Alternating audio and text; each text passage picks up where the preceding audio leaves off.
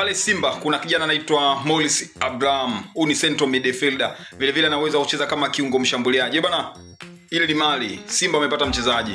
Kijana yule akiaminiwa, akafundishwa mbinu nyingi, atakuja kuwa mchezaji mkubwa sana na muhimu kwenye kikosi cha Simba. Miaka ijayo Simba hawatahangaika kutafuta kiungo mshambuliaji mwingine. Umemwona leo hii katika mchezo dhidi ya Fountain Gate, baada ya kuingia alileta kitu kipya uwanjani. Ana uwezo wa kushoot kutoka mbali, ana uwezo wa kupiga pass. Bana, mimi nimevutiwa sana na style yake ya uchezaji. Kwa ile performance aliyoionyesha katika dimba la Benjamin Mkapa, ana haki ya kuimbwa. Ipo siku kila Mtanzania ataimba jina lake.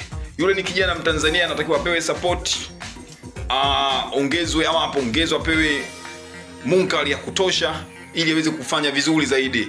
Yule ni mchezaji wa kiwango cha juu tume. Yule ni mchezaji ambaye ukiwa naye kwenye timu yako anakuwa na faida. Yaani Simba wameongeza kiungo mwingine mzao wa fundi.